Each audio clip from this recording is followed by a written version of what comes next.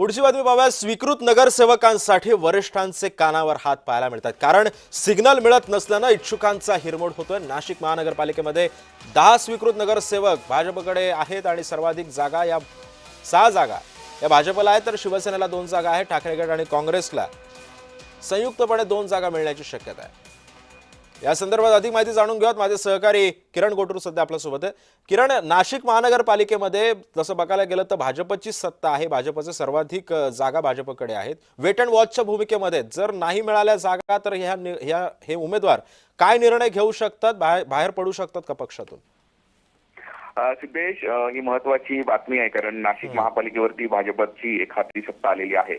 नाशिक महापालिकेमध्ये 10 स्वीकृत नगरसेवक यंदा जाणार आहेत आणि त्या अनुषंगाने भाजपचे सर्वाधिक जागा असल्याने भाजपकडे 6 आणि त्याच पद्धतीने शिवसेना शिंदे गटाकडे 2, ठाकरे गट आणि काँग्रेस या 2 पक्षाकडे 2 अशा पद्धतीचं हे संख्याबळ असणार आहे।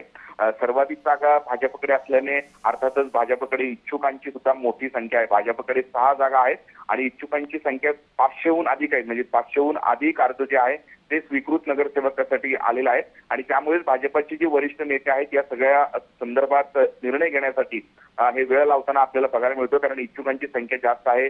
जर एकाला दिलं एकाला नाही दिलं तर नाराजी जी आहे ती उद्भवू शकतो आणि त्यामुळे वेट अँड वॉचची भूमिका आता तरी वरिष्ठांची आहे। त्यामुळे या सगळ्या संदर्भात कधी निर्णय होतो हे बघणं महत्वाचं असणार आहे। त्यामुळे एकूणच हे 10 स्वीकृत नगरसेवक कोण असणार आहेत, खरं तर याकडे लक्ष लागलेलं आहे।